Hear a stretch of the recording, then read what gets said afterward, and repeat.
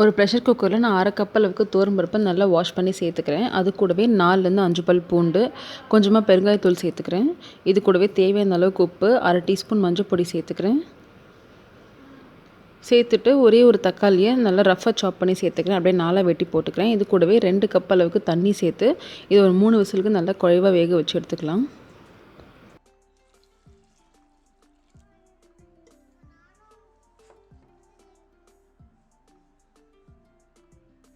இப்போ ஒரு கடாயில் நான் 3 டீஸ்பூன் எண்ணெய் விட்டுருக்கேன். அதில் 1/2 டீஸ்பூன் கடுகு சேர்த்துக்கிறேன்.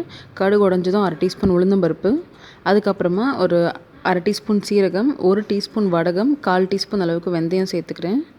இது கூடவே 2 காஞ்ச மிளகா கட் பண்ணி சேர்த்துக்கிறேன். ஒரு கொத்து கருவேப்பிலை. இது எல்லாத்தையும் நல்லா பொரிய விட்டுக்கலாம். இதெல்லாம் பொரிஞ்சதுக்கப்புறமா ஒரு 1/4 கப்பு கிட்ட சின்ன வெங்காயம் சேர்த்துக்கிறேன். சேர்த்து இது கொஞ்சம் சாஃப்ட் ஆகிற வரைக்கும் வதக்கிக்கலாம். சின்ன வெங்காயம் நல்லா வதங்கினதுக்கப்புறமா 2 கப் அளவுக்கு முருங்கை இலையை சேர்த்துக்கிறேன். முருங்கைக்கீரை அதை சேர்த்து ஜஸ்ட் ஒரே 1 நிமிஷத்துக்கு நல்லா வதக்கிக்கலாம். கீரை நல்லா ஒரு நிமிஷம் வதக்குனதுக்கப்புறமா 2 கப் அளவுக்கு நான் தண்ணி சேர்த்துக்கிறேன். சேர்த்து மூடி போட்டு இது ஒரு 3லேருந்து 4 நிமிஷத்துக்கு நல்லா வேக வச்சுக்கலாம். அந்த கீரையை தேவையான அளவுக்கு உப்பும் சேர்த்துக்கிறேன். சேர்த்து இது வந்துட்டு இப்போ வந்துட்டு பார்த்திங்கன்னா ஒரு 3-4 நிமிஷத்துக்கு அப்புறம் கீரை வந்து நல்லா கலர் மாதிரி நல்லா வெந்துடுச்சு. இந்த ஸ்டேஜில் நல்லா வெந்ததுக்கப்புறமா இதில் நம்ம வேக வச்ச பருப்பு இருக்குல்ல, அதை நல்லா மேஷ் பண்ணி சேர்த்துக்கலாம். சேர்த்து ஒரு வாட்டி கலந்துட்டு ஒரு கொதி வர்ற வரைக்கும் மூடி போட்டு வேக வச்சுக்கலாம்.